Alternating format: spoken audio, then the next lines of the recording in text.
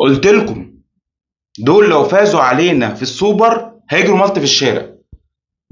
اللعيبه بتصريحاتها، وحتى الاداره بتاعتهم بتصريحاتهم، ده حتى الاعلام الرياضي المحايد ما قدرش يمسك نفسه وزملكاويته غلبته وقال تصريحات ملهاش لازمه قدام الكاميرا.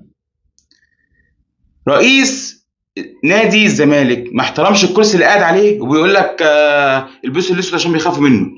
ودونجا طالع بيقول احنا بقى زي ما فزنا بالسوبر الافريقي احنا كده خلاص الدنيا خلصت وزيها زي القضيه ممكن. يا اخي احلى حاجه تعملها انك تسكت. طالع عمال يقل بامام، وطالع عمال يقول ابويا بيشجع الزمالك، هو اصلا كان ليه فيديو قبل كده من سنه سنتين وبيقول لك ابويا كان بيشجع الاهلي. وعندك سيف الدين الجزيري شتم الاهلي وهو بيحتفل، فسيف يعني بيكافئه انه شتم الاهلي فراح طلعه امبارح في القناه. تيجي بقى من الناحيه الثانيه ناحيه الاعلام الرياضي هتحوت ما قدرش يمسك غلبويته يعني زملكاويته ما قدرش تمسكه.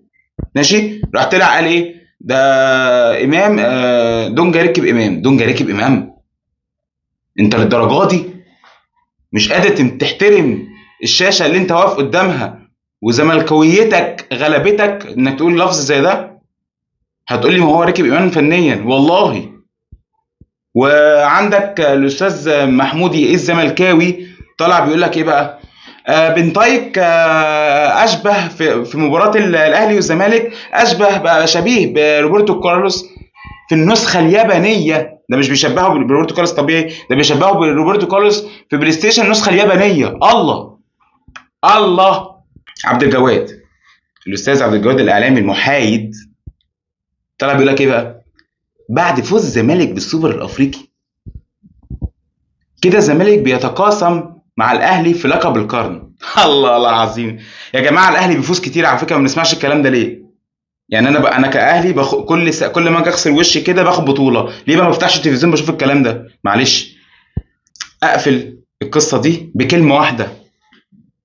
انا كاهلاوي احترمت لعيبه الزمالك وسقفت لهم على رجولتهم في الملعب فقط. فنيا الزمالك ما عملش اي هجمه على الاهلي اصلا، انت جبت اخرك فتعادلت معايا بجون من غلطه. وصلت؟ عشان بس ايه افهمك انت فين وانا فين. اداره الاهلي كسونا عليها وتستحق القسوه، لعيبه الاهلي كسونا عليها وتستحق القسوه، مدرب الاهلي كسونا عليه ويستحق القسوه. لكن اي حد هيتجاوز على الاداره، على المدرب، على اللعيبه، احنا بنقف كده ستوب. ممنوع. نسبه المشاهدات عندكم هتقل، هتخسروا، هتمشوا من القنوات، لان طبيعي اي منتج للقناه يقول لك لا يا باشا مفيش مشاهدات مع السلامه. ورساله للعيبه الاهلي، فاكرين عبد الله جمعه لما قعد يضرب يا بدري ورديتوا عليه او ردينا عليه؟ ودلوقتي الجزيري، ودلوقتي البوست بتاع زيزو، ودلوقتي دونجا. انا عايز رد قاسي الشهر اللي جاي ده. عندك السوبر المصري وعندك العين الاماراتي، اقفل. والكل اللي اتقال في السوشيال ميديا وكل اللي اتقال عليكم في التلفزيون تردوا في الملعب.